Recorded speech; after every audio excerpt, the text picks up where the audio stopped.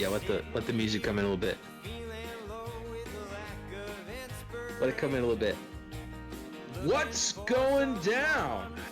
Welcome, come one, come all, to the inaugural episode of Back to the Bullpen, along with Dick Bromley, the one and only setup man. I'm Doc Brown, the closer, roided up Eric Gagne of sorts.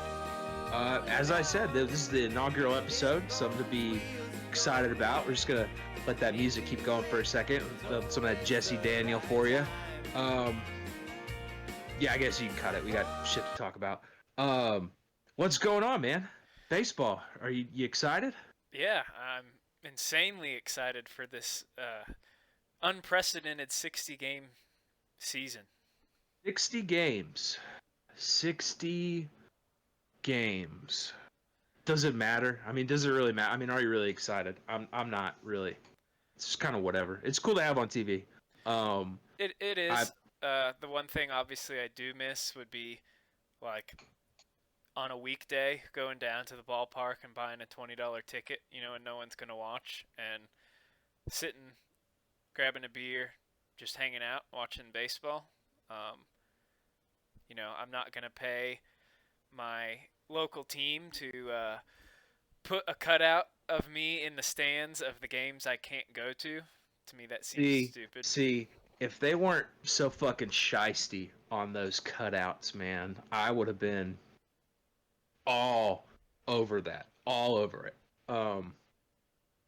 But you got like fucking rules, and you gotta wear the team shit, and like you saw how the Mets took down Marlins, man. So it's Well, they call the NFL no fun league. Where's my cutout? I want to be shirtless, like maybe a beer in my hand, maybe some type of marijuana cigarette hanging out of my mouth, and like a big fuck you, middle finger pointed right at that camera. But that's a no-go, obviously. no. So So what you're saying is we couldn't get a Dick Bromley cutout in. no, we could not. Couldn't get any. I couldn't get any cutouts. God, it's a good idea though. We could get a Goose Gossage cutout Yeah, we could get a Goose with a Gossage cutout. with a launch angle isn't real T-shirt on. Yes, of course. As we'll keep going with this, you guys will see we do shill merchandise we come up with. If anybody's interested in getting their hands on any of the Back to the Bullpen Show officially licensed, it's not really officially licensed. I wouldn't be surprised if somebody steals our fucking designs. All you got to do is reach out to the show at B2, like the letter 2, The number B2, two. no, the letter 2, B2 TBP show at gmail.com. It sounds complicated, but it's really not. B2 TPB show at gmail.com. As I said, just ask, hey, let me get that Goose Gossage shirt. Let me get, launch angle isn't real. Let me get the future analytical greatness shirt that needs to be spelled out for obvious reasons. It's all on there. Ask. We're doing it old school, so These are made to order at the these, current yes, time. they're made to order at the current time. So anybody interested in any merchandise, get us at the email. We also do Twitter. I don't, because I don't know. I just don't. It's stupid. But we do have a show account that will, post the shows to. Once I figure out how to use. God, I'm just fucking dating myself. I'm not even that old. Once I figure out how to use the Twitters, I'll put shit up on there. And we do have, that Dick runs, the Dick Bromley Hits account, and that's just chock full of childish trolling goodies, if that's your forte. Um, so man, just kind of off the bat here, I guess we can kind of get into maybe a little about us. I really, I don't think anybody gives a shit. But I do because it's our show. Right. So This show's you're about us, you right. know. It's not about baseball. It's not about, you know, war or, COVID masks. It's not about any of that. It's about me, Doc Brown, the closer. Once again, plug the nickname, and Dick Bromley, the setup man. It's about what we care about. So I can just start here. Um, my credentials. Well, I'm not Dallas Braden, so you can go listen to Starting Nine with him and whatever fucking neckbeard he has on with him, railing off sabermetrics. My experience, my credentials, I just really enjoy baseball. I would consider myself kind of a pseudo historian. I really like to read about the game, not really as much on the numbers. The numbers are arbitrary.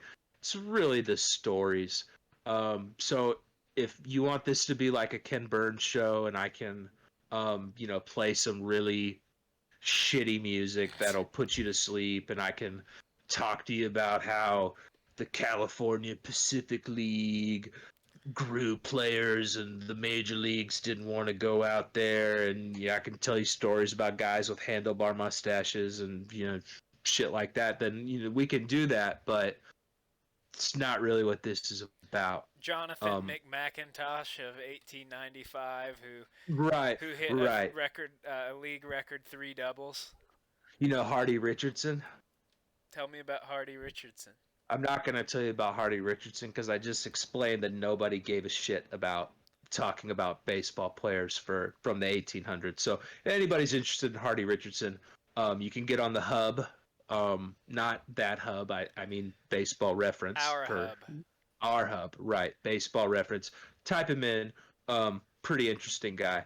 Other than that, I was lucky to grow up in an area where I got to play around. Well, not play around. That's sounds kind of Right. fruity. We weren't the great jerk off gate of the Rangers development. No, no, no. We weren't holding anybody down. I wasn't holding down Max Muncy and jacking him off after the game. I wasn't doing that. But as I said, growing up, I got to play against a lot of guys. Clayton Kershaw, Max Muncy, lots of guys that never really made it. Kind of went into the minors and fizzled out.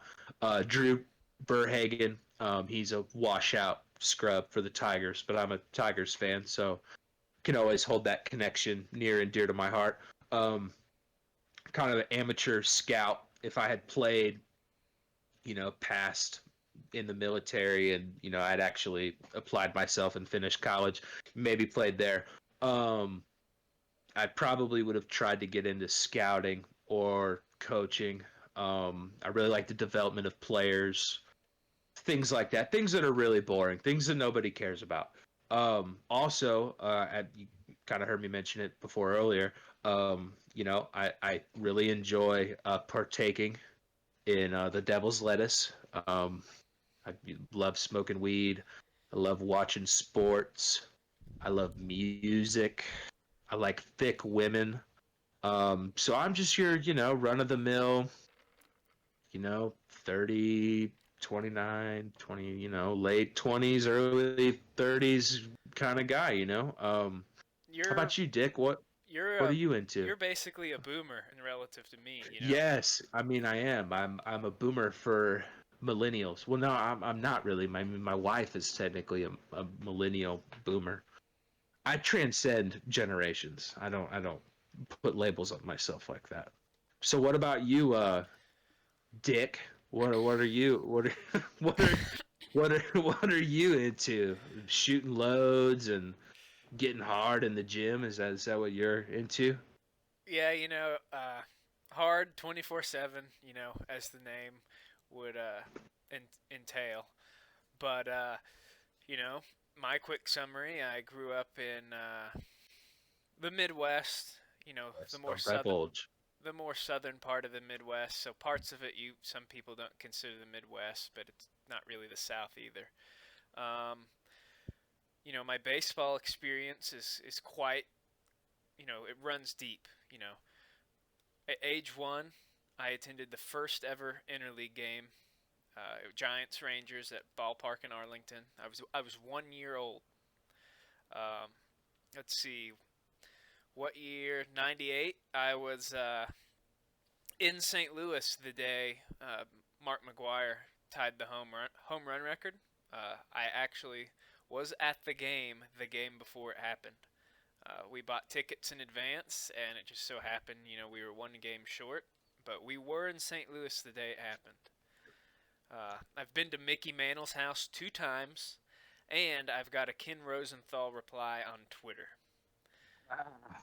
Kenny Rosenthal with bow ties. Man, those bow ties are fucking stupid. I work with a guy that wears a bow tie like that, and every time I see him, I mean, he's a fucking idiot. So I guess if you wear a bow tie like that, you're a fucking idiot. Look, the bow tie, it came and it went with Pee Wee Herman. That's the only person that can wear a bow tie and be like, hey, this is my thing. A bow tie. You It's want to Pee know Wee what Herman. bow ties are? What? They're the fedora equivalent to neckwear.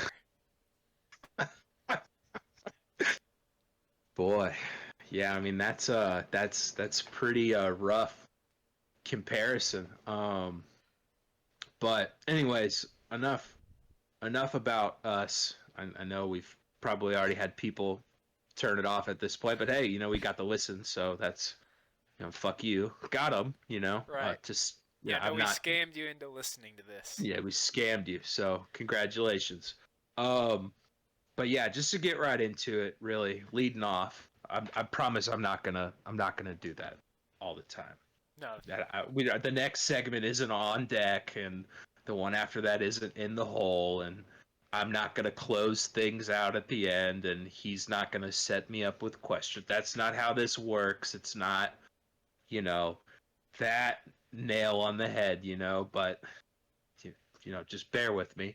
Anyways, so hypocrisy. That's my word of the week. I feel like a lot of people, no, not really a lot of people, everybody is hypocritical. You can say you're not and act like you're not, but I guarantee every single person on this fucking planet has been a hypocrite more than once. Unless you're posting on the internet. Right.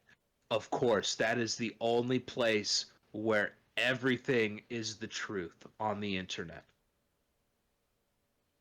So, I'm going to tell a little story here. I will eventually bring this back to baseball, so just, hang with us, stick with us. So I'm having some people work on my house, right?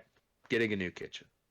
I kind of live in the ghetto. I mean, it's not like, like New Jack City, it's not like fucking super ghetto, but I mean, there was a drive-by on the street behind me, and I do have a small child, so this isn't really the kind of place I'm trying to stay for too long, if that makes sense. So I'm having these people, they're contractors, they're hired, professionals. They're yes, working. doing a job.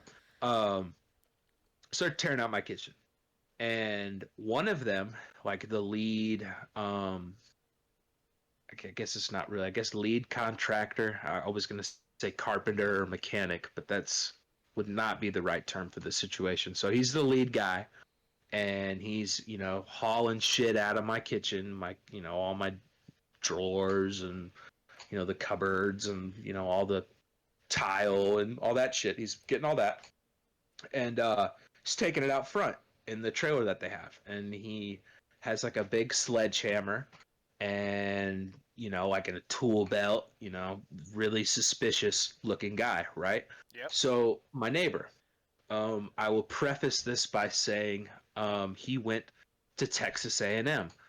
So I'm not sure how many people are familiar with the Aggies out there, but fuck them. I hate people that went to Texas A&M. Hypocrites. They're terrible people. Fuck the Aggies, and really fuck Longhorns too, and Red Raiders, and really all of them. They're all elitist shitbags. But when I say Aggie, if you live where I live, which I mean it should be obvious at this point, but if you live where I live, and I bring up an Aggie, you already know the type. I believe when I told you this story off air, you pretty much had the guy down to a T. I Right. think you said goatee And a hat. and yes, and like a Huck fishing T-shirt, And right? I don't even live in Texas. Right. He doesn't live here. He doesn't know. He's never seen any Aggies in the wild. He only can just assume that that's what they look like. Well, that's what he looked like. So my wife calls me. I'm at work, and she says, "Hey, the sheriff department is here," and I'm like, "Well, that's not good. Why are they here?" And it turned out that my neighbors, the Aggies across the street, they called the police because there was a suspicious black man walking around out in front of my house with a sledgehammer, and like a work belt. And so me, being how I am, I'm like, well, I don't even like my neighbors anyways. This is kind of a long-standing thing, calling the city and like calling the police when my daughter's crying, and this is like I need weeks of more shows to go into all these stories. But yeah, so he fucking calls the cops, and I'm angry. I'm like, like this guy's just trying to do his fucking job, like I'm not trying to have the police. And plus, man, like as I said, like I smoke weed, like I don't want people, especially the police, like, hey, what's going on in here, like, oh, there's a bong, let's take you on downtown, like I'm not trying to catch any of that heat. I don't want anybody shot in front of my house. I don't want any people of color being harassed outside of my house. I don't want that. I don't want that for him. I don't want that for me. I don't want that for my family. I don't think it's necessary. So I'm telling my wife, I'm like, hey, maybe I should, you know, call the sheriff's department and fucking complain about our neighbor, the Aggies. And, so she goes and asks the guy, and he's like, hey man, it happens all the time. It's all, no worries. I appreciate it, but he doesn't, Yeah, he doesn't have to do anything. don't worry. I get harassed at my Yeah, don't worry. job I all get the harassed time. all the time. All the time I get harassed, which, it's 2020. Of course it happens in 2020. So you can't do anything. Hasn't happened since, but I'm not really trying to play like white savior or any fucking thing like that. But I legitimately felt for the guy, and I don't want that shit happening where I live. So now to the hypocritical part.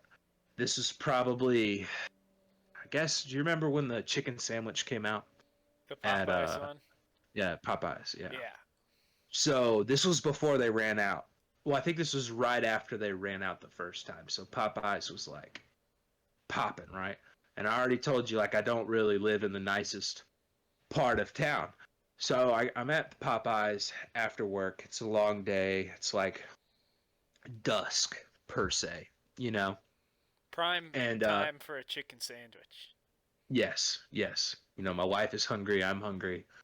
So I go through the line, and Popeyes, they're, fucking incompetent and take forever. So I drive a giant truck because, I have a tiny penis, and I need everyone to know that, that I have a big truck. I'm a big man, big truck, So anyways, I'm in line, and I get the do the order, and I pay, and they tell me to go wait. And I told you I kind of live in the ghetto, so I basically have to park my giant ass truck in front of this Popeyes, and I'm like blocked in by a sign right in front of me, like a big fucking, so like I can't, truck that shit and go over it, like Right. it's a big metal sign, like I'm, I baby my truck. I'm not trying to plow through that fucking thing anyways. So, as the people are going by, I noticed that like the drive-through line is basically coming right behind into my truck. And I'm like sitting and waiting, and like the sun is going down, and I eventually I get out of my truck, and I'm about to go in there and be like, hey, I just bought 40 fucking dollars of Popeyes. Where's my goddamn sandwiches? I'm hungry. My wife's hungry. Like, I've been here a while. And like right when I'm about to get out, this girl, she's like, "Oh my God, sir, I'm so sorry. Like, here's your, chicken. Like, have a good one." And I'm like, "Yes, like, yes, I can leave." And so throw the chicken in there, and I get in my truck, and I'm getting ready to back up, and I notice that I'm blocked in behind me. I'm blocked in. So, as I said earlier, I do not live in the nicest area of town, and there's a big, I think it was like a Impala or some late model American car, big old rims, and there's two dudes in there, and the music is super loud, and like it's very easy to for them to scoot forward a little bit so I can like back out and go feed my starving wife and child, and I pop it in reverse, and I'm going backwards, and like they're not moving, and so I like start honking like, hey, get the fuck out of my way, I need to eat, I'm about to die, I'm famished. And I'm backing out, and I'm backing out, and like they're not moving. And so I have a rear view camera, so I know I wasn't as close as this guy was acting like I was close, but he like stops, and he's like, "What the fuck, you motherfucker!" Like yelling, like I hit his car, and I'm like, "Hey, fuck you, get out of my way, I'm trying to leave, you motherfucker, move, scoot up." And so he like goes back in his car, and he comes back and starts walking towards me, and I immediately reach in my center console for my gun.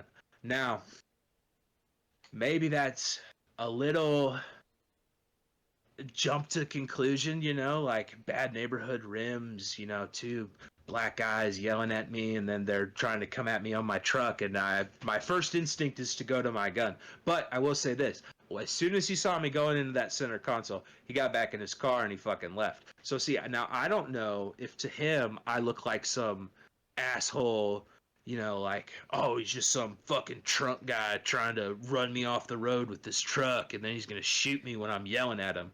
Or on the flip side, maybe he's the fucking asshole, and maybe he's a hypocrite. Maybe he just should have fucking moved from the start.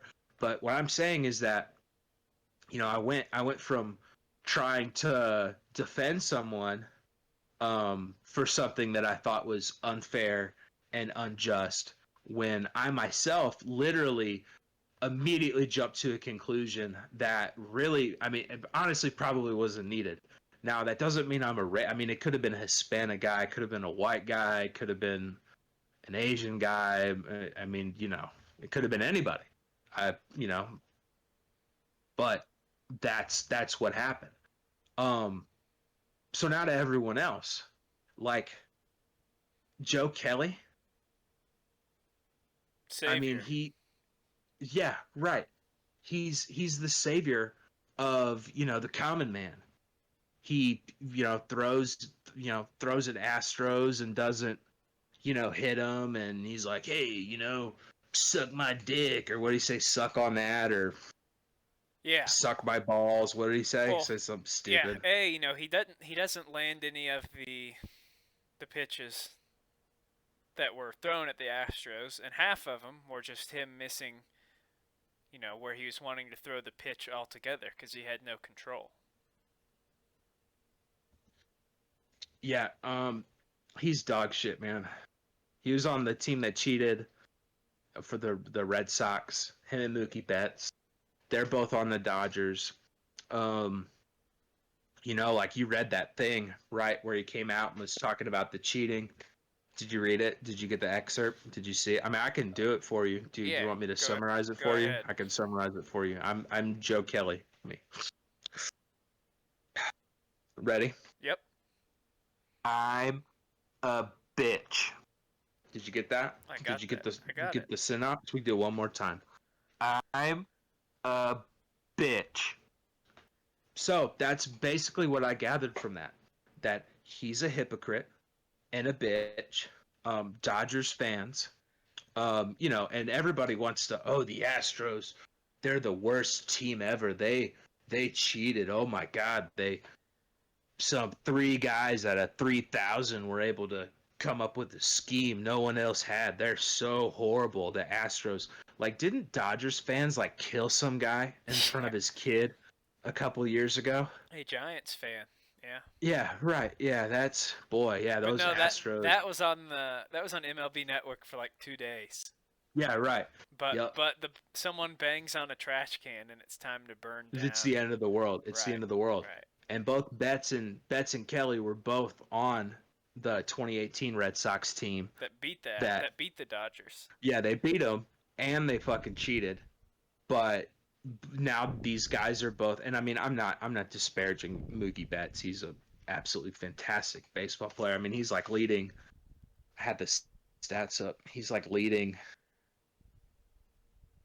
in wins above replacement. We know how important of a stat that is. Right. But I mean, no, he's a great player. I'm not disparaging Mookie Betts at all, or disparaging Mookie Betts at all. I'm just saying, man, those people are fucking hypocrites. Everybody's a hypocrite. You know, you got Mike fucking Clevenger, who I don't know if you know his background, but he used to be like American Eagle, Aeropostale, pop collar douchebag. Like, you know that, right? His whole thing now with all the tattoos and the long hair, like all that shit's an act.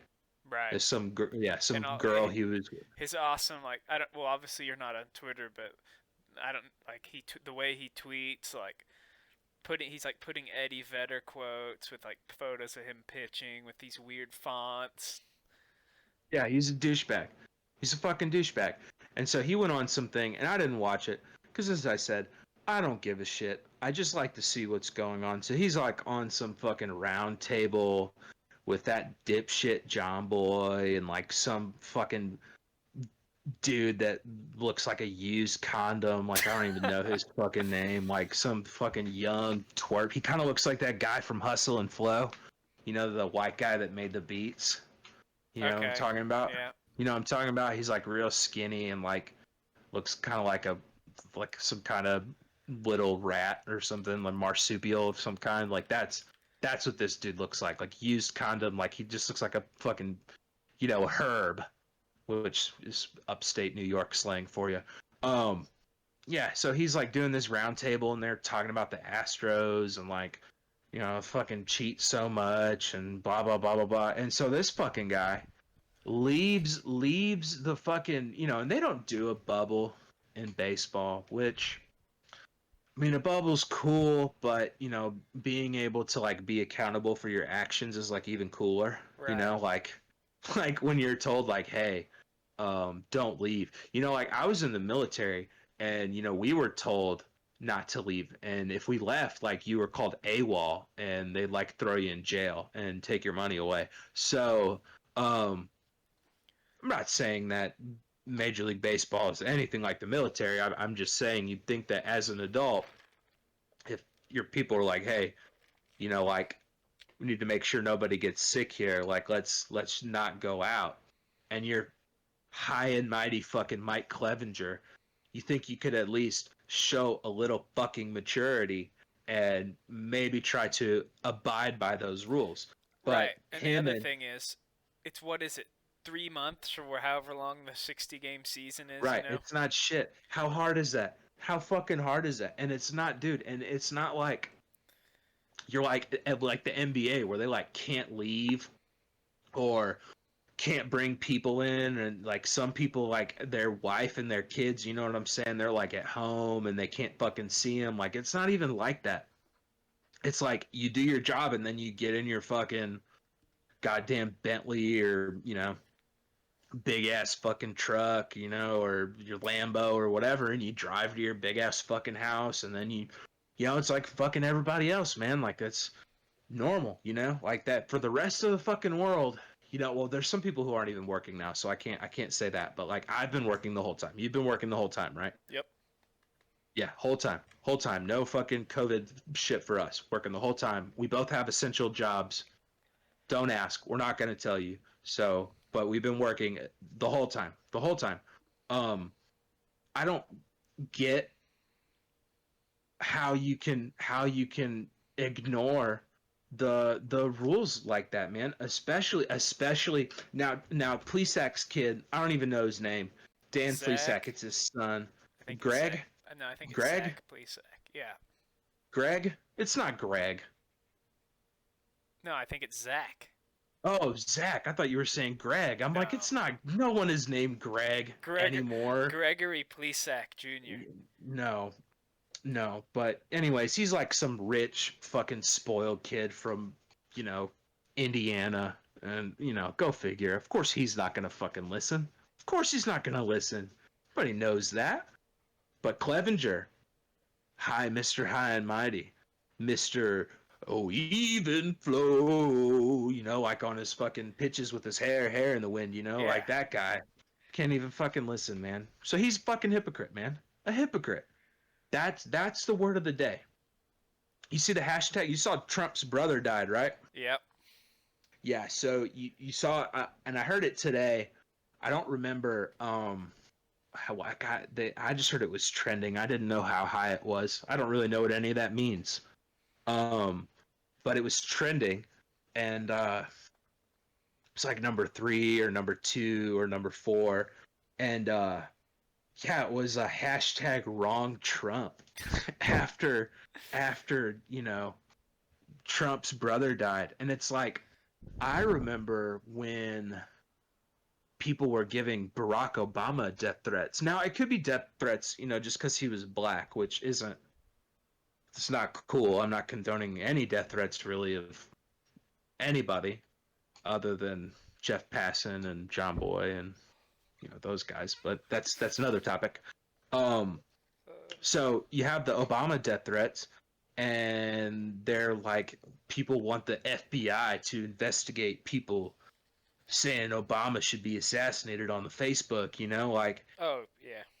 But hashtag wrong Trump is the number 3 fucking trending thing on Twitter. Like, how fucking hypocritical can you be, man? And it's not like I'm not anti-free speech. So don't think I'm anti-free speech. People can say whatever, you know, they want to. It's you know, their choice. I'm just saying you have to look at things objectively. And if you're going to want the FBI to come find you or people, not you, but people who are anti-Obama, then how are you going to be anti another person who's in the same office? Now, I'm not comparing the two people. I'm not comparing both of them. Like, it's two totally different fucking things. You're talking about, you know, like those garbage teams that lose in the semis for the little league, and then you know the winner goes and plays the big Japanese team, and they get fucking smashed every year. Like it's apples and oranges. You know what I'm saying? Like I'm not comparing them at all. I'm just saying it's hypocritical to be okay with one thing, but at the same time you can go on ahead and do the same thing to someone else. You know, that's kind of where I'm at with that. So you have anything you kind of want to jump into here off the bat? Any interesting topics? Do you want to get right into the 60 game season and how important all the games are and who's gonna catch the COVID and you know you want to get into all that? Oh my God, Charlie Blackmon's hitting 500. Oh my God, like we want to get into that. No, you know, I don't really care to get into the mindless questions. And you see the articles that are posted. They're literally just, must not be much to write about because they're publishing these articles with, like, no context. It's like they have an article quota that they have to meet. So they're telling their journalists at any website, whether it be MLB or any major baseball outlet, you'll see these articles. If somebody hits 400, does it count? If someone throws under 1.12, does it count? I mean, it does, right? It counts. Like everybody has the same rules. It counts. I mean, it's pretty fucking simple. 60 games, 260 games, 90 games. It counts. Like, I mean, it's all that is just. See, that's my problem with major media coverage of baseball. That is fucking drivel you can put out. You can have goddamn monkeys typing that and sending that out. That takes no thought, takes no with journalistic ability to just talk about masks and hypothetical fucking situations. Like I listen to a lot of baseball on the radio, which is weird. Everybody's all about TV and Right. streaming and baseball all the time on your phone. Like, no, I like to like listen on the radio, and I like a box score in front of me, and then I like getting maybe some little video clips from here and there because I've played enough baseball, I've seen enough baseball. I know what it looks like. It's a guy, and it's probably a big guy, and he's up there throwing a pitch that goes straight really fast, and then one that breaks, and then there's a guy in there, and he's wiggling his fucking bat around, and then he swings. Like I know what it looks like. I don't need to see it. I like it on the radio. So last night I'm going to Little Caesars. My wife and my child are hungry, and they have this stuff. It's stuffed cheesy bread. The stuffed crazy bread. Yes, stuffed crazy bread. I would 100% recommend. It is fantastic. It's a game changer.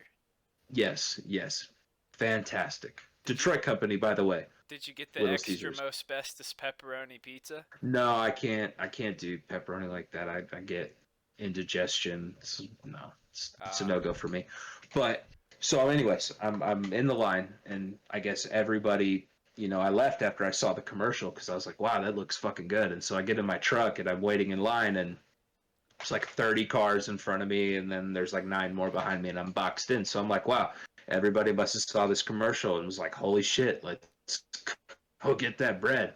So I'm sitting in line. I'm listening to the ESPN game last night. I don't really know. I want to say it was Dan Schulman on the call, but if it wasn't Dan Schulman, I don't want to throw him under the bus. I mean, it's pretty much any generic white guy with a radio voice. Like it could be anybody. I don't care.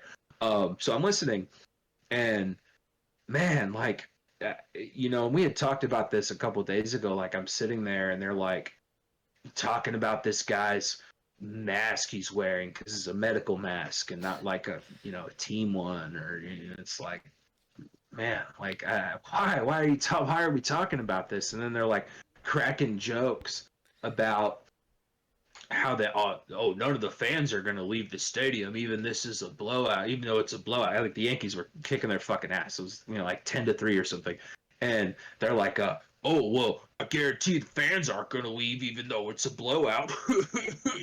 Funny joke, Steve. Like, man, like, that's why nobody fucking takes us seriously, man. Like, nobody that's why people don't cover it, because when people do cover it, they do a fucking dog shit job. And you can't bring in people who aren't really into the game, because I've always been a staunch believer that to really appreciate baseball and like it, you had to play it. Because from face value, like, there isn't a lot that goes on until something goes on.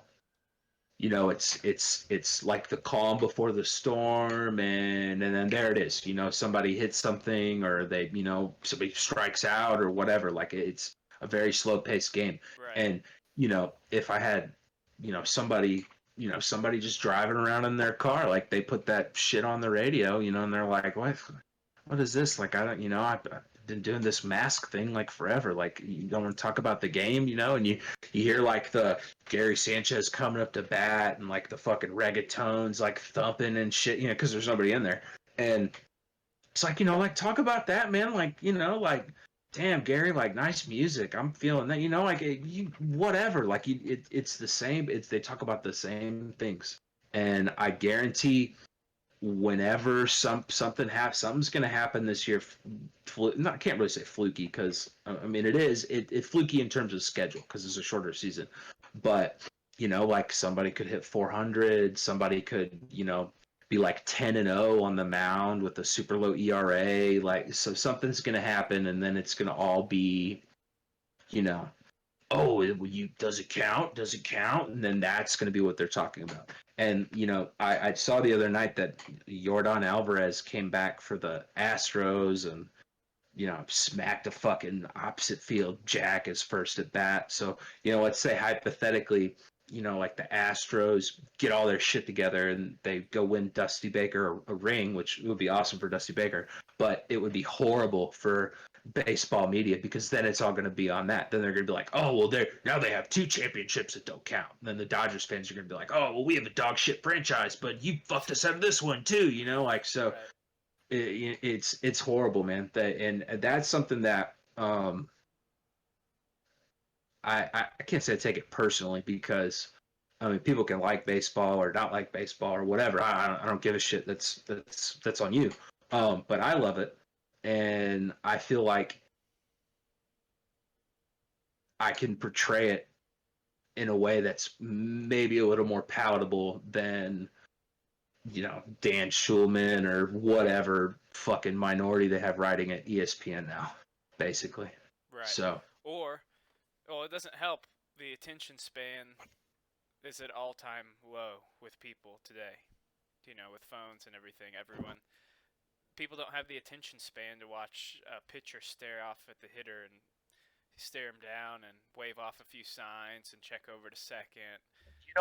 You don't have to. One pitch, Right. I mean, you don't have to consume it in that way though. That's what's so awesome about this age as well with what you're saying. Like you can go through the MLB Twitter, man, and you can see every big fucking play that happens. They do those rewind games on the MLB network and they only show I think it's only on their YouTube page or whatever, MLB.com. They do game recaps and they only show like the key plays and all the out pitches, basically strikeouts, balls in play, like big outs. Right. And I mean, you can literally consume like 5 baseball games on the toilet before you go to work in the morning, like it's there. It's right. Just the way that everything is presented is just fucking drab and it doesn't get people interested, man. Like they don't market their players with the shit.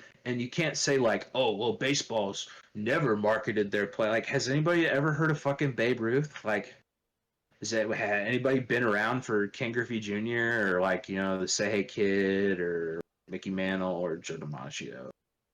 Like any of these other people the last 100 years that had absolutely no problem being marketed and selling things and all that, and baseball just stopped.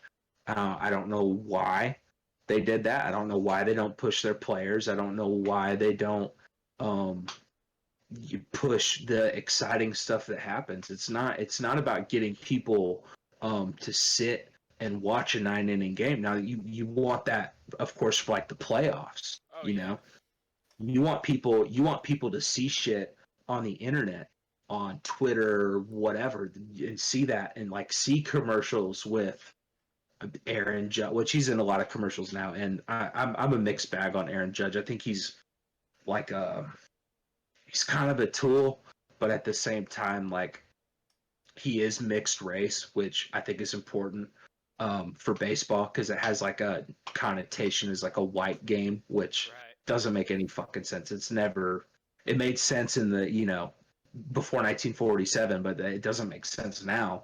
And plus, man, he's built like a football player or a basketball player. So that's somebody who easily could have played another sport, at least in college and gotten a degree, but they chose to do baseball. So I think somebody like Aaron Judge is really important. But even then, man, like you need to market your highlights better. You need to have people see somebody in a commercial or like on a Twitter or like a Reddit. Well, Reddit's for fucking nerds, so they already know all goddamn people anyways. Yeah, no but one's getting on the baseball Reddit that's not. yeah, who doesn't? Right. That's a whole other can of worms to get into at another time. But yeah, man, it's about like getting somebody who's not into baseball to see somebody like, you know, fucking rip a 3-2 fastball 450 feet, you know, and be like, holy shit, like look at that fucking guy. You know, like let me see a couple more of his things, and then all of a sudden, you know, you see the game on Fox, and you're like, wow, you know, look at this guy, man. Let me put this on for a minute and just watch this guy bat. Like he really cranks Right. it, and then you're just waiting. You know what I'm saying? Like that's what it's all about. It's not about getting people to watch 162 baseball games a year because that's never gonna fucking happen. It's never gonna happen. Nobody's ever gonna sit there and watch that many games. Even I would be surprised if, because you say you watch 100 games a year, right? 100. Yeah, I'd say last year was less, but years before that was there was over 100. I pretty much have baseball on every day, at some point, be it, you know, when I'm cooking dinner or I'm hanging out with my kid or, you know, whatever. I always have it on every day. Um, but the full 9 innings all the way through, I mean, I probably watch definitely less than 100. I don't even know. But I mean, if you looked at my, you know, my TV rating, it'd probably say I watched them all because, you know, I keep them on like the whole time, Yeah. you know. But as I said, it's not about getting people to watch all 9 games. It's about getting people interested in the players because that's what it is with the other sports. Well, Basketball. Oh no, go ahead. the thing is, everyone, and this obviously everyone's gonna know who this is, but this is just an example. Everyone knows who LeBron James is. You know, think of the world when if the NBA is in pop culture more than any other league. So think about it. Kobe died. Everyone know who Kobe was. LeBron is in You know, LA now. Now he's going for a title in LA potentially. Everyone's going to watch that. The year right? Kobe Yep. dies, LeBron's going for a ring with the Lakers. There's no one that says, "Wow, Mike Trout finally might have the chance to play in the playoffs. We need to watch, the best player in however many years who's never in the playoffs. Now he's here." No one that doesn't watch baseball is turning on the TV to watch that. They Yeah. they don't. No one knows that Mike Trout never makes the playoffs. Right. So Right. there's not going to be there's no incentive to watch that kind of stuff, unfortunately. Now I'm gonna kind of go back to what you were saying. I told you I was in LA when Kobe died, right? Mhm. Yeah, we were. I was just on the other side of the mountains. I was by like the Getty Museum, um, with my wife and my daughter, and that morning it was really foggy, right? And I remember telling my wife, like when we got to the observatory deck, we were like, man, what a shitty day to come up here. Like you can't fucking see anything. Like you can't even see 10 feet down the mountain, you know, like you can't see anything. And I was, you know, bitching like, oh my God, like how fucking, God, what a waste. Like who would even come out in this? What a moron, you know? And we're leaving, you know, we come down through the valley back down into the downtown LA. And my friend, my buddy of mine, he texted me, he said, hey, Kobe died. And I'm like, what? Like, what? And so I tell my wife, I'm like, what's the ESPN here in LA, you know? And it's like a fucking AM channel, which is like fucking Los Angeles AM sports, really? Right. Really? AM Who sports, really? who would have who would have Yeah. guessed? Right. And so I put it on and they're like, yeah, he died. And it turned out to be like a huge deal, man, being in Los Angeles for that. And we drove by the Staples Center like right before. That's where they play, right? Yeah. Basketball, where the Lakers play, the Staples Center. I didn't know if you knew that, but Yeah, no, I used to follow the NBA pretty well, yeah, being from yeah. Now, where I grew up until Kevin Durant left, and then there's, you know, but go on. well, okay. Let me get back to my point. So it was crazy, man. Like they changed all these lights, and I have them on my phone. You know, anybody wants to call my bluff or what, I mean, I have them. I have the pictures. They changed the lights in the city to purple and gold. Pretty much any sign that was digital, like those Daktronic signs with the lights, the LED lights, they all said like Kobe forever. And we were watching the news, and we were like, um, like they were at Staples Center and they were building a makeshift, like what's it called? Like not a grave, but like a memorial, makeshift memorial for him. And we were I went outside to have a smoke, and I came back upstairs at one point, and was this basketball player. He's a D League player. I'm not gonna divulge his name here, but I did buy him a beer, and we did have a nice conversation. And we are Instagram friends, which is cool. I guess that's cool. No, that makes you more important than anyone else. Yes, it does. And yes, I know. That's what it's all about. But he told me, he was like, man, I can't believe Kobe died. And he's basically the same age I am, and you could just see it on his face. And so my thing, what would happen if like, Ken Griffey Jr. died, or Nothing. Barry Bonds, or like let's say Mike Trout. I don't. You'd get Yeah, your I'm not. ESPN feature, and then they would not stop talking about it on MLB Network. It'd be on CNN and Fox News for 3 or 4 minutes. But Right. that's it. I mean, It's not even leaving the baseball community for more than a a night. couple days, Yeah. right? And I mean that's my thing, man. It's like and I don't. I guess I wasn't alive then, but I guess when Roberto Clemente died, in that plane crash, doing the humanitarian mission, I guess that was a really big deal for a while because he was like a really good guy. He's like a fucking god tier in Puerto Rico, right? Like god tier, Roberto Clemente. Him and Willie Mays played in the same outfield once, right? In the summer league. Okay, I'm not gonna get into that. I'm just throwing that out there. But yeah, man, it's like, I mean, and I'm not trying to like Howard Stern 9/11 this. You guys can look that up. But like, well, what if something happened to Mike Trout? Like, would anybody care? Would it just be, like it wouldn't be like that, And he's probably, I mean, he's definitely the greatest player of this generation for sure. He has a long way to go till he's, you know, Kobe Bryant or, Babe Ruth or anybody else they try and throw on him. But Or Mickey Mantle all the time. yeah, I mean that's what I'm saying. Like he's not that level yet, but it's like he is not probably he is the best player of baseball now, and he has been for about 10 years. And it's like if something happened to him, um, it would just be as you said, man. It'd be bad for a couple days, and baseball fans would be real tore up about it, and that would be it, And it's not.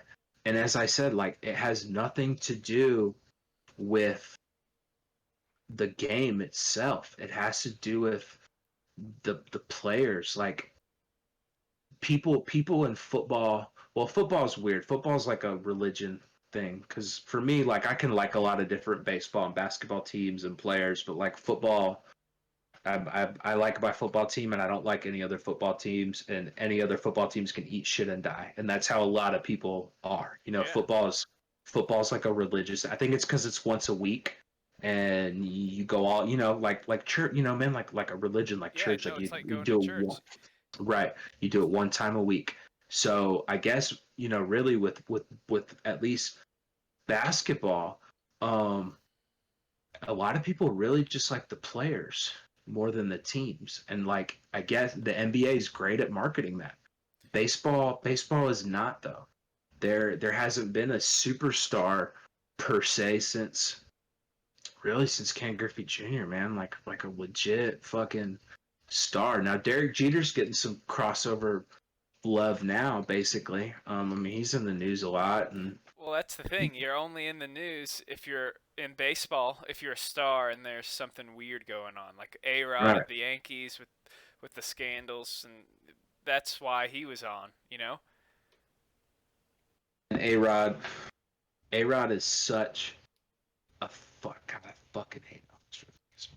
Fucking idiot. Well, yeah, Getting like out you from look at years. like numbers wise, like Albert Pujols was a beast. Obviously, no one has Yeah, to dude, say that. nobody, no, right, no, and nobody, he's unknown. He's a meme now. Even for baseball people, he's a fucking meme. Right. And Nope. It's, oh, look how fucking, God, he looks so painful when he runs. It's like, bro, like, he's 40, like, duh, look at his goddamn stats. Don't be talking about how much he runs. Like, you're seeing a top 15 player all time. Like, you're lucky you're even getting a chance, you know? yeah, Luckily his skills haven't eroded enough that he can still be out on the field. Like, people want to rip on him, like, you take this as a opportunity. I got to see Albert Pujols. This is the first time I ever saw him when I went to go see the Angels. And really. for me, and he was a big deal when I was growing up, man. Like, he, I think it was 2001 when he came into the league, 2000. So pretty much my whole time really cutting my teeth and growing up, man, he was the machine, bro. He was, and And he was someone you stop no matter what you're doing. Okay, he's at bat. You know, you yeah, and have you to watch him. watch him. Right, right. And the fact that he never got any play outside of really just baseball circles and some funny ESPN, this is Sports Center commercials, man. Like, it's weak shit, man. Like, baseball has to do a better job. Like, Well, that's part of really it, what it comes down to. part of it, obviously, he's he's a quiet guy too, and then another part of it, he's not a handsome white guy. And he's, you know what I mean? He has an accent. Yeah. They're not gonna put him on whatever. I think that's probably a problem too, man. Like, what they say back in the day, baseball been very, very good to me. Like, I think that was, I don't even know who that was about. Maybe Pedro Martinez or Manny Ramirez, but people used to crack on the accent, man. Like, instead of, dude, and it's so stupid that it's, yeah, I mean, no one would ever come out and say that on, like, yeah, of course he barely speaks English. We're not going to put him on the TV, like, nobody would ever come out and say that. But there's so many Latinos, Hispanic, whatever, dude. You know what I'm saying? People who come from Spanish speaking countries. I'm not, there's so many people who are from those countries in this country now. It'd probably be a pretty good fucking idea to market somebody like that and, like, get a Especially whole, places like you are, or yeah, places, where you are, where yeah, we both anywhere. are. Yeah, you could from the southern half down, coast to coast. Look at all those major cities. That's like a gold mine. When you're talking about diverse Look, populations. and I don't, I'm not like a call in to the radio sports guy. Like, I do email a lot of the people back and forth up there a lot. And, a couple years ago when Osuna punched his girlfriend in the face, allegedly, um, I'm not, he probably did. I don't, it's not my problem. Um, so yeah, so when they were going to cut tail with him, I said, I was like, the Astros are going to sign this guy. And I think I said something to you, and I said something to a few other people, and I said something to a radio host where I'm at. Okay, so I didn't call, and I sent him an email. Yeah. So I said to him, I was like, because the city I live in, which I'm not gonna dox myself. It's majority Hispanic. It's like 60% Hispanic, and out of that, I want to say, you know, more than 2/3 of that is they're Mexican. For like Mexican American from Mexico, whatever, however you want to slice it or dice it. That's the country of, that's what you put on the census. Mhm. And man, Osuna is Mexican. He's from Mexico. He's from Sonora. I was like, man, that would be so great for him to come here, and they can market him, and you can get all these people that live here to have a pro athlete in a huge major market who's like, hey man, I'm from where you guys are from, like, hop on board the fucking train, and what has come out since then, not a fucking thing, man. That I don't see any billboards, I don't see any Osuna jerseys. Like I don't see any of that, you know. And how would you miss a marketing opportunity like that? And really, that's the dilemma, man. Like I don't know if it's, and it probably is, man. I think baseball likes to rest on their laurels a little bit. You know, they're like, oh, well, we're baseball. We'll be fine. Right. We got We're the best America's TV deal. pastime. Yeah, we're America's pastime. We'll be fine. And you got to realize it's not about America's fucking pastime anymore. It's about the world, bro. You got to sell your fucking product to the world. That's why the NBA does so well. They sell it to the world. And it's mind-boggling if the MLB can't, because like look at all the different countries that have baseball. Right. Korean baseball, Japanese baseball, not to mention, Cuba, yeah, all the Mexico. exactly. I mean, honestly, man, I like the World Baseball Classic. Well, who doesn't? I mean, America got embarrassed the first two times, and so they came out a little stronger last time and won. But the first two go arounds, that was pretty much a guarantee for a Dominican, Cuban, or Japanese final every time. Each time, I knew you knew it from the start. Yeah. By the way, Pearl Beer, do not fucking buy this. Why? This because I'm an idiot and I got sucked into the marketing ploy by goddamn Pabst. So Pearl Beer, take another swig here. Mm. I'm looking at it right now. Yeah, pretty cool design, right? Like, wow, look at that Right. can. It's so fucking cool. Yeah, well, Pearl Beer, man, it's mentioned a lot, like in what's his name? Fuck, man, the country guy, Conway Twitty. Conway Oh, Twitty talks about Pearl Beer. Waylon Jennings talks about Pearl Beer. Because back in the day, man, this used to be a hard Texas lager. If you want to break out on a hot day and just choke it down, baby, Pearl from San Antonio. And now it's like some fucking piss in a bottle brewed in Austin with some bullshit Milwaukee recipe. So, yeah, I'm a fucking moron. I got sucked into the marketing and bought like 15 cases of it. So I have to, no way. yeah, yeah, What? Who does yep, that? me. I did. Well, I was real high one time and I drank one and I was like, man, this is a good beer. This And I is was like, good. I was, I was looking at the label and I was like, wow, this is so cool, man. I'm drinking a legend. No, not really. It's fucking shit in the bottle. Don't buy Pearl Beer. It sucks. Fuck Pearl Beer. Fuck Pabst. Um. So yeah, man. I guess we'll get into this.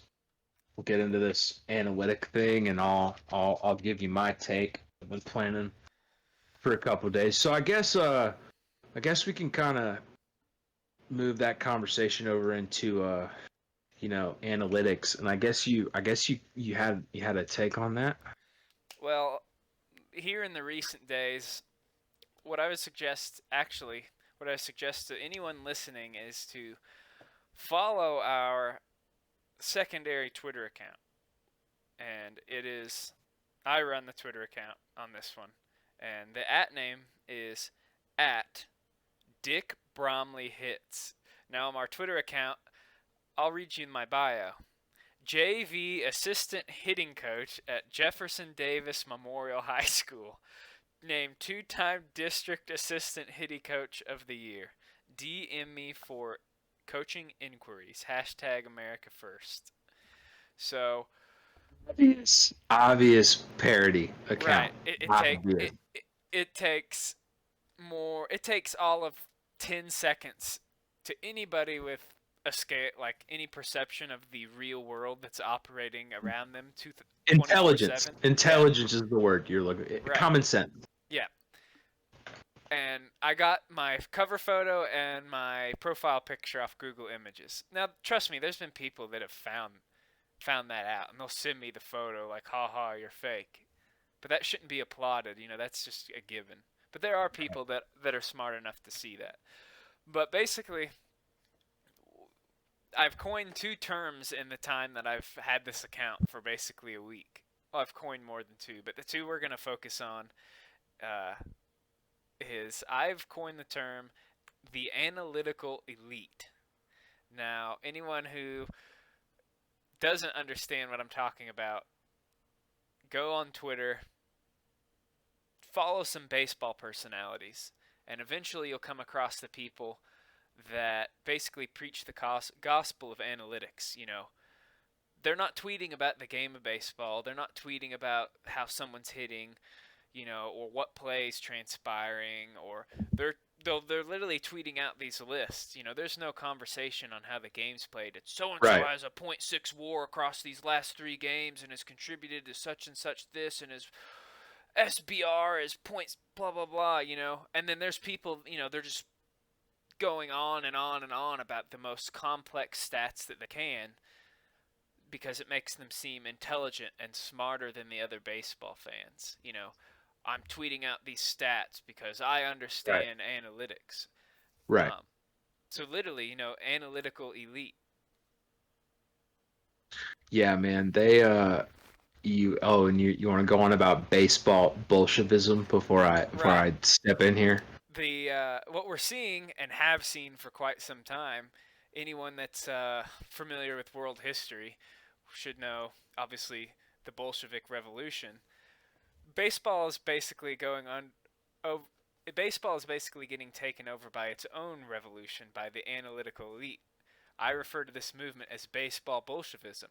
If you don't agree with a single stat or argue, what I argue is, and they don't give a fuck about what you have to say. right, Basically. they'll disregard you as they'll just say you're uneducated and it's simple to understand, and then they'll post the formula and it's some convoluted algebraic formula Right. Easy to understand. Right. that not a single person will, they'll be like, I understand it, but they post the formula and then you're like, no, you don't. You understand the final number, which you probably really don't even understand either because it's arbitrary.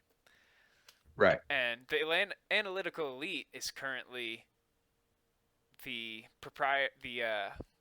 they're the ones that are carrying out what I'm calling the baseball Bolshevism, the revolution of analytics. A lot of these numbers, all they're telling you is what you would know by watching the game anyway. No. Right. Okay. If you watch a guy hit or pitch, right. You know he's good. So I have the perfect foil to what you're trying to say here. So first off, I'm introducing a new analytic for this show. It's something I coined myself. No, it's not future analytical greatness. I'm sure you can figure out what that turned out to be and why we can't use that. But I'm going with SIFA, SIFA. Shit I don't give a fuck about. Because none of it fucking matters. It's all arbitrary. So I did a little research myself. I'm a little bit of a I don't really know. I'm a little bit of a BB refer per se. I think as all great patriots are. Yeah, it's kind of, for me, Baseball Reference is kind of like getting on the hub.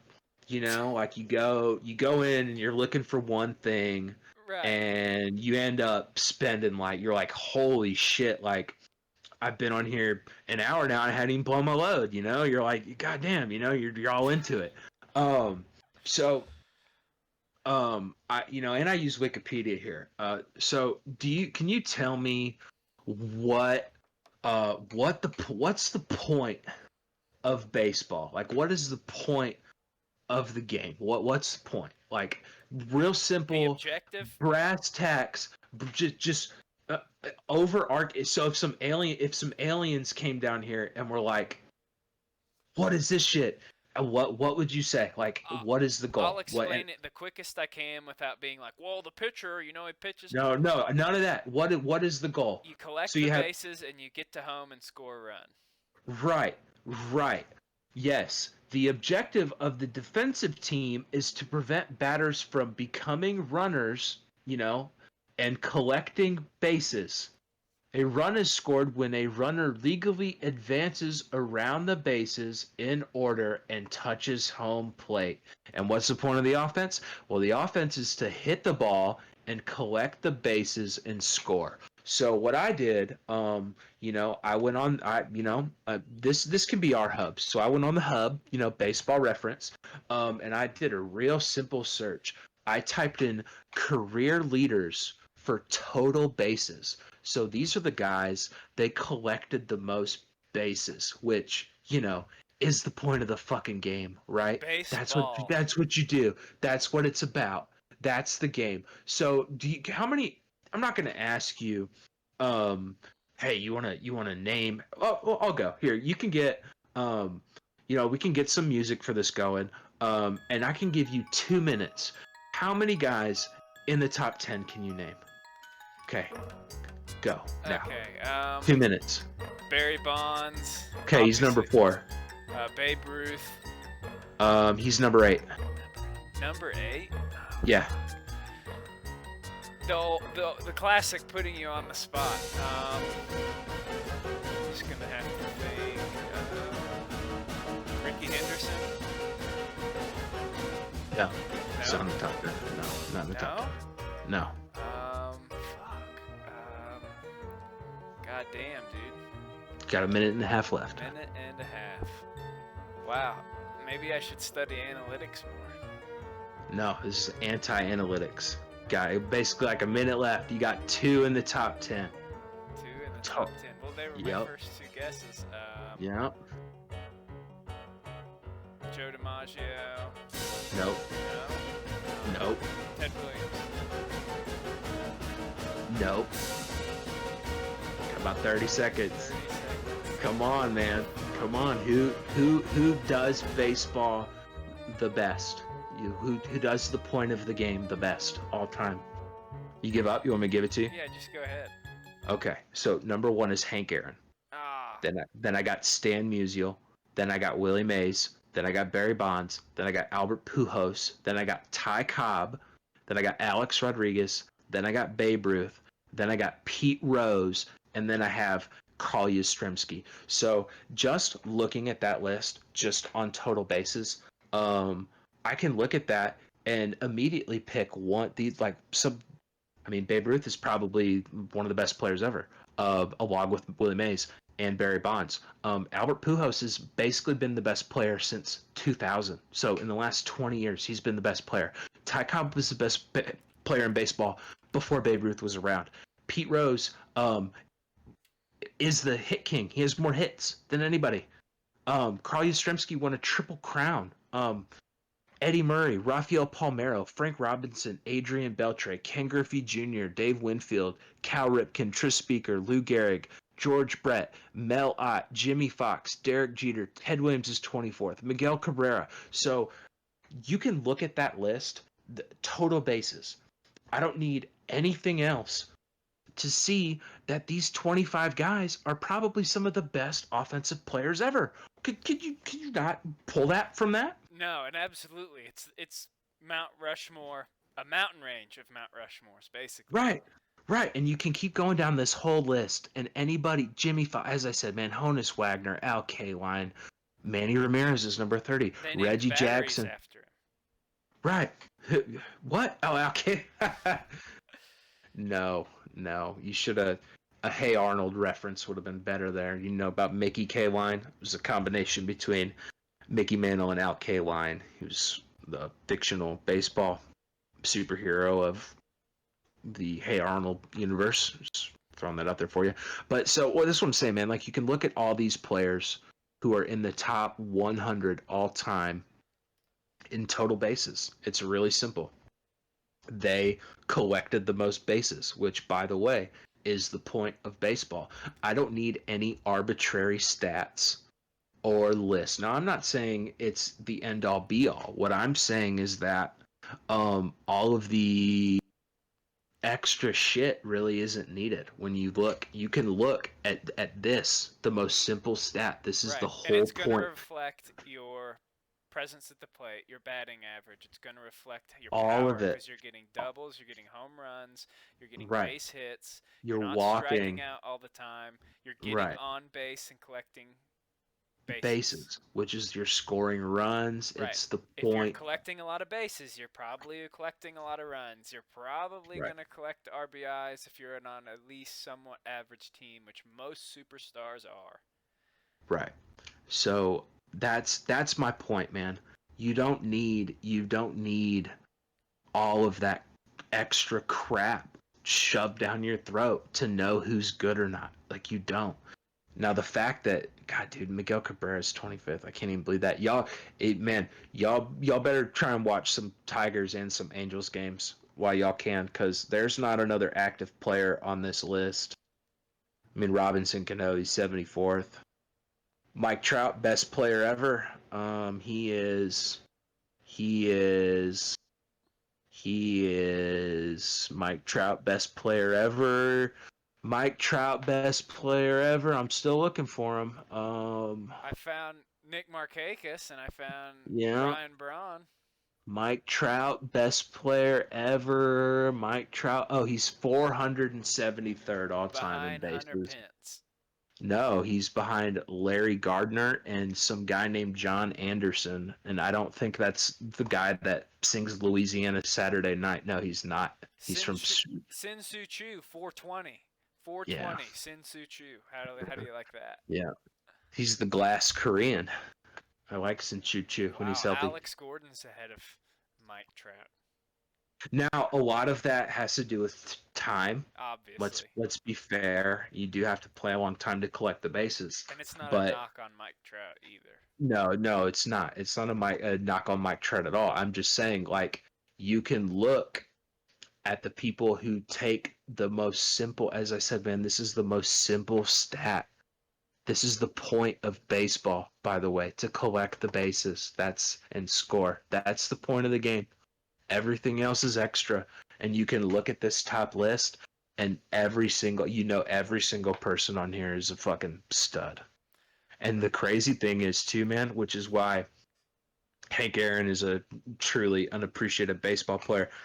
Oh, you have the list up, so you're cheating now. But the difference between first and second Oh, I was place going to say that. I was going to yeah, say. between Musial and Aaron is 722 bases. Like, that's the biggest fucking gap on here. So Albert Pujols, so he's 40, 20 years in.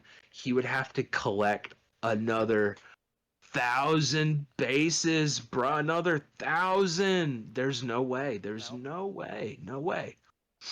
And I mean, as I said, man, a lot of these guys have lots of service time, of course. You know, they played Because their they're 20 years. dependable, they're reliable, and they're. That's what happens when you're a good baseball player. You have long Right, you stay service time. around.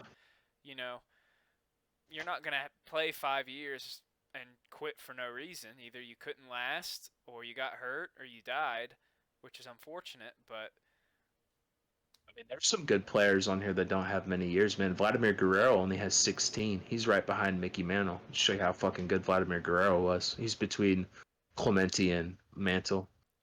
And then you can come down. Jeff Kent, no Hall of Fame love at all. Nobody gives a shit about Jeff Kent. He's only has 17 years and he's 68. Jeff Bagwell. Yeah, man, Jeff Bagwell collected a lot of bases too. 15 years in. So yeah, no, most of these guys. Joe DiMaggio, 13 seasons. God, I didn't know Joe DiMaggio only played 13 years. That's fucking insane. Oh, military service. That's what did it.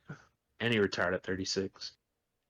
You know, Joe DiMaggio is basically a penis with legs, right? That's what Yogi Bear called him. A penis with legs.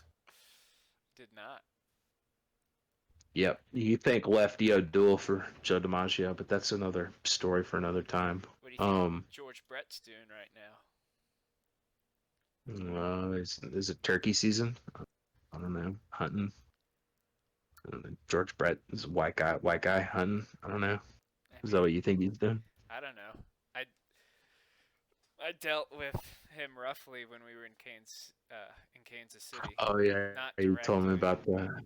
Yeah, but yeah, he seems like a dickhead. He's a good player though. He's an underrated player. Yeah, man. So that's basically my point with the stats, man. Don't can't let yourself get beat over the head with that crap because it's not It really doesn't matter. Like it's cool. It's some of them are cool, man. Like I like slugging percentage, and there are stats that I like that would be considered advanced stats. Isolated power is good because it shows who really fucking drives the baseball and like who is a single sitter. If you want to compare, that to that. But as I said, the point of baseball is to collect bases and score and win. And on defense, it's your job to keep people from getting bases and scoring. And you can look at this list and it's going to tell you the best players. There's nobody in here who's a fucking fluke. You know? Right. There's no like a Charlie Blackmon's isolated power against left-handers at nighttime is, on the 2-2 curveballs away. Like his BWAP and all. Dude, I don't need all that, man. Like I don't need that. You're forcing that shit is forcing people away, and unfortunately, it's young people that are doing that the most, which Right. really fucking pisses me off. Because I don't. they're elitists. They want to Right. feel they finally found something that they fit into, niche little thing, and Right. now they have to pound others into submission who don't necessarily understand it. You didn't It's want not. to, so I have to prove to you that I'm smart.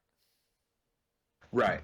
And it's not. It shouldn't be about that, man. Like, it's a fucking shame, dude. It's a shame, man. Shit like that. People can flip it around and be like, oh, there's too many white people that play, and oh, it's too slow and it's too expensive. Yeah, tell that to those Dominican kids fucking playing with rocks and sticks. Right. And then goddamn in the fucking mud huts and favelas and ghetto in Santo Domingo. Yeah. And then they come Tell here that and they rake. and they're fucking tell those kids it's too expensive. But, Like but we gotta buy Connor the $600 aluminum bat and pre-order Yep. his special cleats, and Yep. everything has to be the sublimated ink, Connor. 500 color printed, mesh jersey with the travel bag, and I have to see the hitting coach, or my son's gonna suck. No, yeah, man. That's what I'm saying. And now they hold all those analytics and shit over people's head, and it's as I said, man, it's part of the problem. Like if you think if you're of the mindset that you think advanced statistics and the elitism you hold over other people when it comes to those statistics, if you think that that's really helping the game, you are a fucking idiot. A fucking idiot. You should be somebody the fucking, I guess they would have the secret police, but if there could be like a old school, secret baseball police, and you'd have like Goose Gossage, he'd like pull up in a Hummer and they'd like go get out and be like, did you say this about BWAR on Twitter about, fucking Aaron Judge? And he'll be like, yeah, but his BWAR is better than Jose Altuve, so he should have won the MVP. And, before he even talks, they're, like fucking holding him on the ground and chokehold and throwing him in the back of Goose Gossage's Hummer. And, he goes to the gulag and he's there with, fucking Jeff Passan and all these other fucking idiots. And, like, that's that. And, And then and in the gulag, you have to build spreadsheets indefinitely.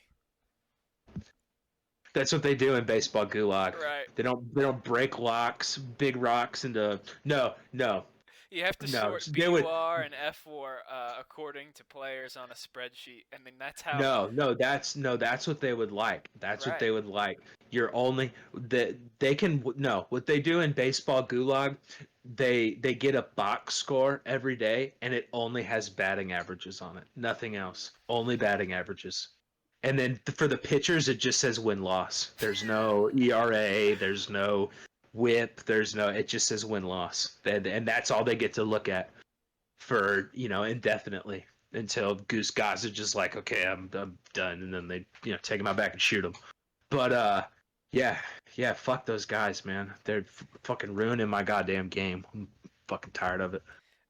So, what we've been working on, and we will publish this accordingly once it's complete.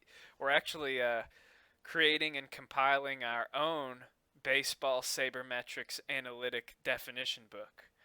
So get to give you a sneak peek, the back to the bullpen B-war definition, because one thing is every website, every thing that's going to track players has a different way for formulating war. So we figured we might as define war ourselves for our show. So what we have for B-war, the back to the bullpen definition, B-war, bullshit weighted arbitrary results. It's almost as good as future analytical greatness, but we can't use that. Yeah, And well, there'll be more to come. there'll be more. As I said, I've already discussed SIFA. That's a big one for me. Shit, I don't give a fuck about. Which, go figure. I think Aaron Judge is leading the league in SIFA this year. You might as well just give him the MVP now. But yeah, the analytics book is coming. It'll probably just be like 2 or 3 pages because, you don't really need that many. No. But, yeah, man. Now that we're kind of getting towards the end of the show here, let me rephrase that. Now that we're towards the end, we do like to play a game called High and Tight. Unfortunately, we don't have any listeners to submit questions, and this questions we're looking for. It is an open forum. You can ask love advice. You can ask if they should be allowed to speak Spanish on the baseball field because this is America. You can ask me about your tax return or whatever you'd like to ask either one of us about. You can feel free to ask. Just the more off the wall, the better. We will read them on air, and the way we read them on air, it's like a rapid game back and forth. We're gonna throw some music on. Well, this music right here, you can make sure you turn it down, Dick, so they can still hear me. So we'll have the classic Pee Wee Herman music going on in the background, and we'll each pull questions and fire them off with a caveat. So they're coming in tight.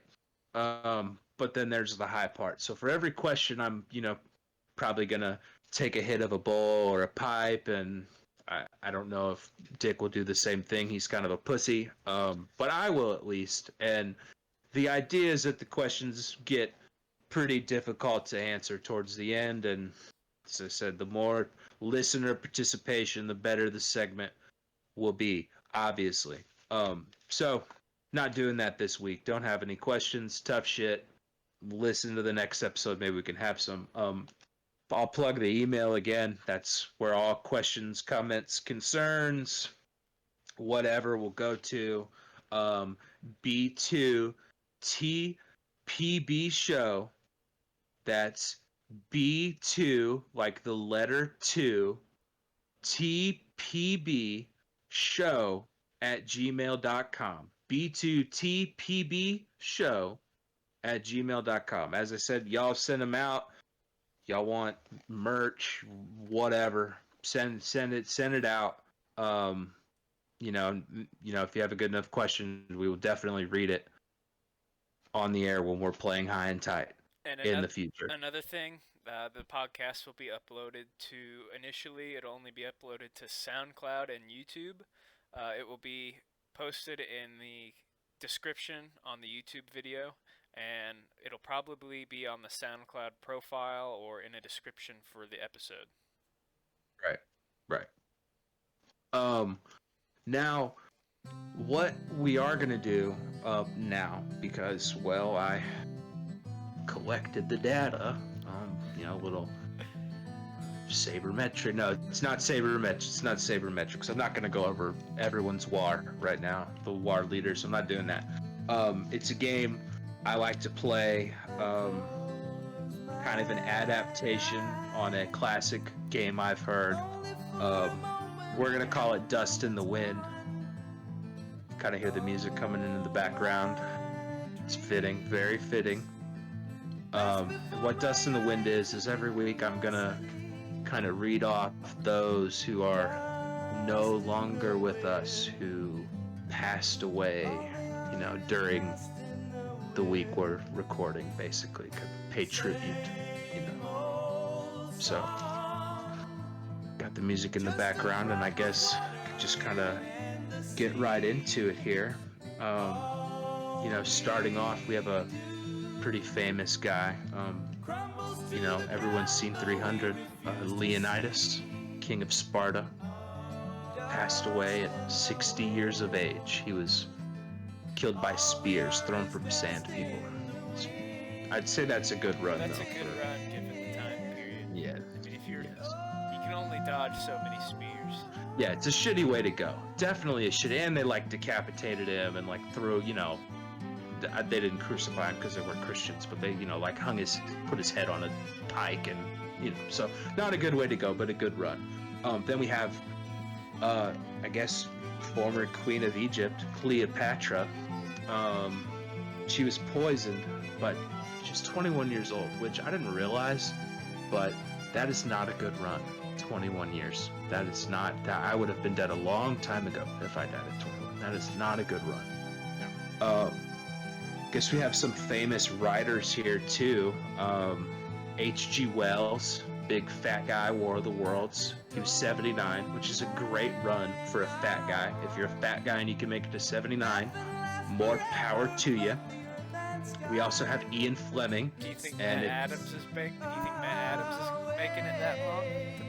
He's rich, so rich people have a longer expiration date than poors. So yes, he will probably make 79. So as I said, Ian Fleming. If you don't know who Ian Fleming is, then turn the show off. You're a fucking moron. So goodbye. I'm done with you. Do you know who Ian Fleming is? Do I know who Ian Fleming is? Yes. Can't say I do. Oh my God, Dick. He's James Bond. He wrote James Bond. He's 007. Yeah, that makes him a foreigner. Oh. Okay, well, his something inside him exploded. He was 56. That is not a good run. We have some baseball players here that all died on the same day, which was a couple days ago, the 13th. But Johnny Pesky, he has that pole named after him in Fenway. He was 93, which is a fantastic run. A1 run. Phil Rizzuto, the scrappy Italian shortstop for the New York Yankees, 89. Another good run. And then probably a top 10 baseball player all time, so this is a pretty big one. But Mickey Mantle, 63. Hepatitis. I don't know which one it was, but he really liked women and he really liked to drink, so it probably was hepatitis J, the worst hepatitis you can get. But 63, that's a lot of life in that 63 years, but 63 is not a good run for anyone. More recently, I have Robin Williams, which is so fucking crazy. It was 6 years ago he died, but suicide, 63. Of course. Okay, so have you ever seen South Park? Maybe. Okay, well, do you know Chef? Hey, Obviously. Hey, children. You know Chef? Yep. Okay, well, Isaac Hayes, 65, stroke. Unfortunate. That's kind of a good run for, well, I'm not gonna get into that. Strokes are what got Lennon. Yeah, well, he's not on the list this week, so that's for another time. Then last year, not John Lennon. No, I know. I was Vladimir. clarifying for the listeners. Yeah, well, obviously he got by that guy that thought Jodie Foster told him to kill. Oh no, that's the wrong guy. Well, it's John Hinckley, right? I don't know. We're not getting into this right now. This is another topic for another time. Last year, Jeffrey Epstein, 66 years old. Definitely a suicide. I have some other good ones. Enzo Ferrari, but I don't really know what he did. But I guess he might have been the Fiat guy or something. Yeah, Fiat mechanic. Yeah, Fiat, 90 years old, great run. Great run. Merv Griffin, the creator of Jeopardy, 82, good run. Les Paul, he made the guitars. Yep. Fender Like, Telecaster. no, you fucking I'm idiot. fucking. I know. Les Paul Special. Yeah. 94. That's a good run, man. I guess and he died of pneumonia, so I guess if you're 94 and you die of pneumonia, I mean, whatever, you can. If you caught COVID, he'd definitely be dead. So, Right. That's a good run. Then quickly, Lou Boudreau, heart attack, 84. He invented the infield shift. That's really the only reason why he's on. No, but nobody who listens to this gives a shit about Lou Boudreau. Pee Wee Reese, immortalized in the movie 42. I don't know what else he did, but I guess he was cool with another human being on his team, so he's revered. But yeah, he died, 81 years old. Enos Slaughter, 86, some Hall of Famers, and two more here. One we do every week. Porn star. I have Missy, no last name. Wow. Died in 2008. No last name, no age given. What do you think she died of? Well, given the extreme lifestyle choices that tend to go with that profession, I'm gonna have to go with an overdose. Yes, drug overdose. Found dead in an apartment in La Jolla, California, 2008. Oh, and one more here. The $26 million owed to Mike Stanton. A mama named Mike. I'ma call him Mike. Look up the reference. It's a great movie. Yankees can go on ahead and kiss that goodbye. So that was it for Dust in the Wind. Gonna bring you those deaths each week, and I guess that is pretty much a show, Dick. I think that was a good first episode. I think we probably had some people listen, and then they turned it off really quick when we weren't talking about like how good Mike Trout was or Right. analytics. But we're all going for the same ride here. We all want to hear the same thing. So definitely hit that like button. Oh, no, that's the wrong thing. I guess just keep downloading and listening. I'm not going to get on my knees and suck your dick for listens, but I would really appreciate it, as would Dick. And yeah, that's pretty much a wrap. I think I give myself I guess I passed today. I think I did all right. Yeah, I'd say so. Gonna dial in the format for dick shots some more and really get a flow going on that, and maybe get some followers and get some bigger names. And I'd say we're good to go. We should have some questions next week, and I think we've got a good story in store for you guys next week for whoever listens in. That's your reward for listening in Yes. 2 times in a row. And if you're interested in any preface, go look at that Reese McGuire story, and then we're gonna get you a tale from the road next week. A tale from the road. Well, you hear the Merle coming in, so that pretty much means it's a fucking wrap. I guess all I can really do now is shut this bitch down like a roided up Eric Gagne, and until next week, baseball. But seeing you Fucking baseball. someone else was the breaking point for me. I know I'm going crazy, I can feel it coming on. The signs are all around me, and I know I'll soon be gone. Gone crazy, I may be hard to find. Gone crazy, somewhere out of my mind.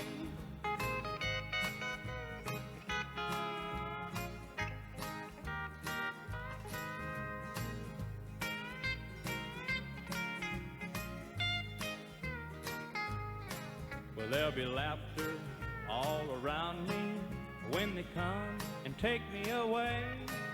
And in case you see me leaving, You can bet I've gone to stay.